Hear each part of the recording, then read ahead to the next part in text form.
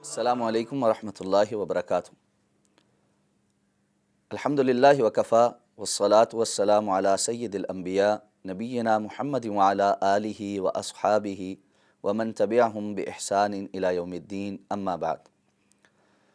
محترم ناظرین، پروگرام صاحب اور صاحبہ میں آپ کا میزبان ابوبکر صدیق ایک مرتبہ پھر حاضر خدمت۔ ناظرین محترم، نکاح کے مسائل اور اس سے متعلقہ ازدواجی زندگی کو خوبصورت اور حسین بنانے کے ذرائع سے متعلق اس پروگرام میں ہم آپ کے ساتھ محو گفتگو ہیں۔ گزشتہ قسط میں رسول اللہ صلی اللہ علیہ وسلم خطبہ نکاح میں جو آیات مبارکہ تلاوت فرماتے تھے، ان کے معنی اور مفہوم اور احکامات پر ہماری گفتگو کا سلسلہ جاری تھا، اور آپ صلی اللہ علیہ وسلم عمومی خطبات میں اور بالخصوص خطبہ نکاح میں جو دوسری آیہ مبارکہ تلاوت فرماتے، جو سورہ نساء کی ابتدائی آیت ہے، اس کے ابتدائی حصے پر ہماری بات مکمل ہوئی تھی، اور اس کے دوسرے حصے پر آج کے اس پروگرام میں ہم آپ کے ساتھ ان باتوں کو شیئر کریں گے، اس دعا کے ساتھ کہ اللہ تعالی ہمیں عمل کرنے کی توفیق عطا فرمائے۔ سورہ نساء کی ابتدائی آیت، پہلی آیہ مبارکہ، اس کا پہلا حصہ جس پر ہماری گزشتہ پروگرام میں گفتگو مکمل ہوئی، اللہ تعالیٰ ارشاد فرماتے ہیں کہ اے لوگو، اللہ کا تقوی اختیار کرو، اپنے رب کا تقوی اختیار کرو، جس نے تمہیں ایک جان حضرت آدم علیہ السلام اور ان سے ان کی زوجہ محترمہ حضرت حوا کو پیدا کیا، اور پھر ان دونوں سے بہت سے مردوں اور عورتوں کو اس زمین کے اندر بسایا۔ یہاں تک تفصیل کے ساتھ ہماری بات مکمل ہو چکی۔ اس کے بعد ارشاد فرمایا واتقوا اللہ الذی تساءلون بہ والارحام، اس اللہ کا تقوی اختیار کرو جس کا نام لے کر تم ایک دوسرے سے سوال کرتے ہو، اور رحم کے تعلق کو، رشتہ داری کو، قرابت داری کا خیال کرو۔ محترم ناظرین، اللہ رب العزت نے انسانی تعلقات اور رشتوں میں اپنے نام پر قائم ہونے والے اس رشتے یعنی نکاح اور اس کے نتیجے میں مرد اور خاتون کا، میاں اور بیوی کا تعلق، اسے اپنے نام پر قائم ہونے والا رشتہ قرار دیا ہے۔ انسان ایک دوسرے سے زندگی میں بہت سے سوال کرتا ہے، بہت سی چیزوں کا طلبگار ہوتا ہے، تو مرد اور خاتون کا یہ رشتہ جب طلب کیا جاتا ہے تو آپس میں اتفاق ہونے پر اللہ کے نام پر ان کے درمیان ایجاب اور قبول کروا کر یہ بندھن باندھ دیا جاتا ہے۔ اس آیہ مبارکہ کا سادہ مفہوم یہ ہے کہ جب ایک دوسرے سے اللہ کے نام پر یہ سوال کر لیا اور ایجاب و قبول کی صورت میں میاں اور بیوی کی حیثیت میں زندگی گزارنے کا آغاز کر دیا، تو اللہ کے نام کی لاج رکھنا۔ ہم میں سے جب کوئی شخص کسی جگہ کسی ریفرنس سے جاتا ہے، کسی کی سفارش سے جاتا ہے، تو ہر سلیم فطرت انسان کی یہ کوشش ہوتی ہے کہ میں جب کسی کا نام لے کر یہاں آیا ہوں، کسی کی سفارش پر آیا ہوں، تو اپنی سفارش کرنے والے کے لیے بدنامی کا سبب نہ بنوں۔ کوئی یہ نہ کہے کہ یہ اچھے بندے کی سفارش کی ہے، اور جس نے سفارش کی ہے اس کے نام کی لاج رکھوں۔ جب اللہ کے نام پر ایک دوسرے کے ساتھ زندگی گزارنے کا فیصلہ کر لیا ہے، تو اب ہر وقت اس بات کا خیال رہے کہ ہم نے اللہ کے نام کی لاج رکھنی ہے۔ جس نام پر ہم اکٹھے ہوئے ہیں اور یہ تعلق حلال ہوا ہے، یہ ایک بہت بڑا نام ہے جو رب کائنات کا نام ہے، اور اگر ہم اپنے اس تعلق کو صرف شیطان کے وسوسوں، اپنے نفس کی خواہش کے پیچھے آ کر خراب کریں گے، تو ہمیں یہ جان لینا چاہیے کہ ہم اللہ کے نام کو خراب کر رہے ہیں، اللہ کے نام کی لاج نہیں رکھ رہے، اور ایسے میں کہیں ایسا موقع نہ آئے کہ اللہ رب العزت اس قدر ناراض ہو جائیں اور غضبناک ہو جائیں، یہ بندہ اور بندی میرے نام کو استعمال کرنے کے باوجود اس کی لاج نہیں رکھ رہے، ان کو اس بات کی کوئی پرواہ نہیں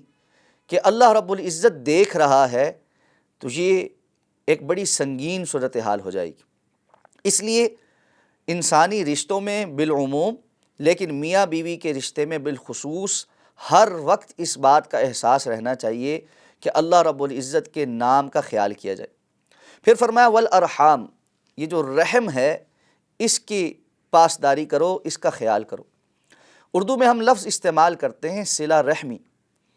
صلہ سل سے ہے جوڑنا،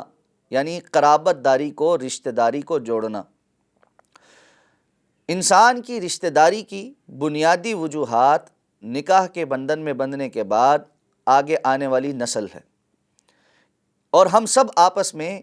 اسی اعتبار سے مختلف رشتوں میں بندھے ہوئے ہیں کہ اللہ رب العزت نے آدم علیہ السلام اور حضرت حوا کے درمیان سب سے پہلا جو رشتہ قائم کیا، جو انسانوں میں کسی بھی رشتے میں سب سے پہلا رشتہ تھا، وہ میاں اور بیوی کا رشتہ تھا، اور اسی سے فرمایا ہم نے آگے مردوں اور عورتوں کو پیدا کیا ہے۔ اب اس رحم کا خیال کرنا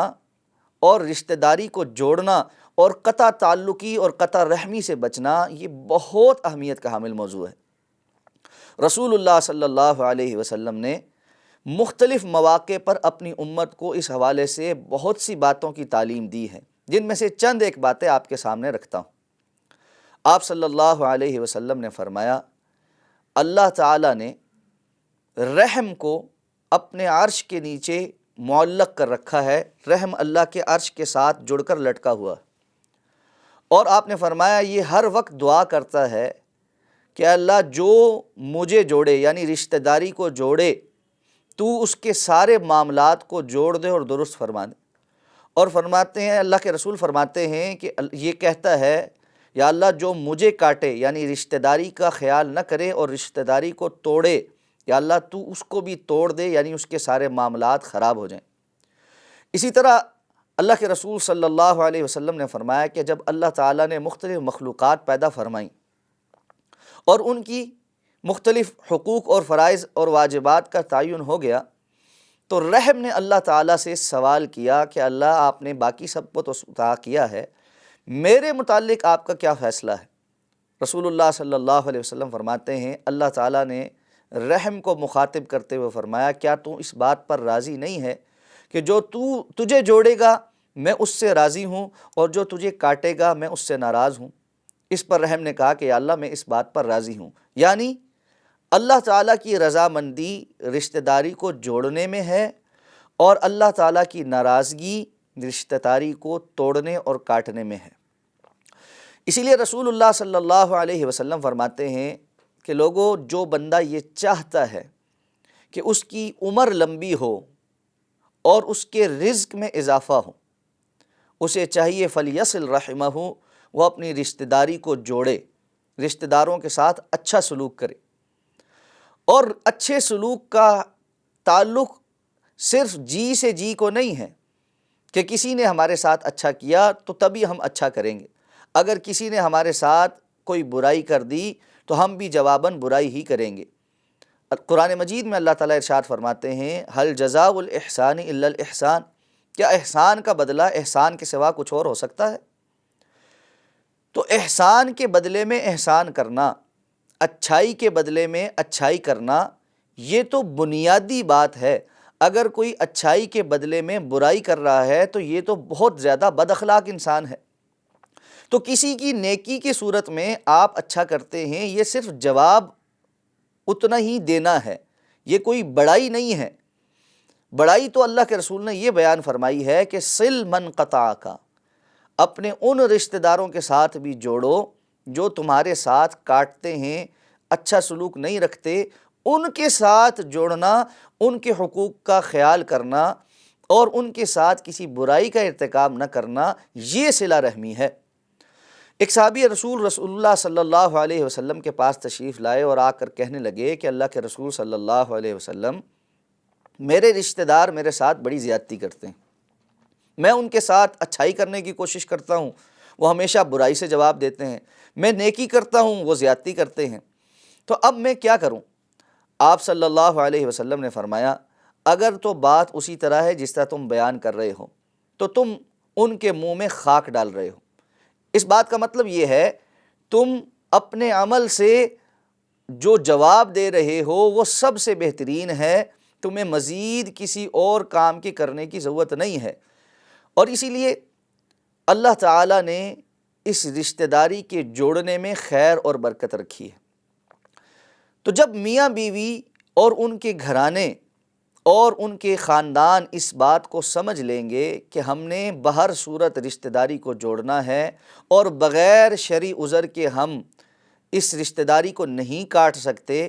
تو اس وقت جا کر گھرانے مضبوط ہوں گے۔ اور یہ جو وتیرہ ہے کہ ہر چھوٹی بڑی بات پر یہ فیصلہ کر لینا کہ بس اب اس تعلق کو ختم کر دینا ہے، یہ جو لٹکتی تلوار ہے یہ ہمارے سروں سے اٹھ جائے گی۔ ناظرین محترم، یہاں پر ہمیں ایک وقفہ لینا ہے اور وقفے کے بعد اپنی بات کو انشاءاللہ یہیں سے دوبارہ شروع کریں گے۔ السلام علیکم ورحمۃ اللہ وبرکاتہ۔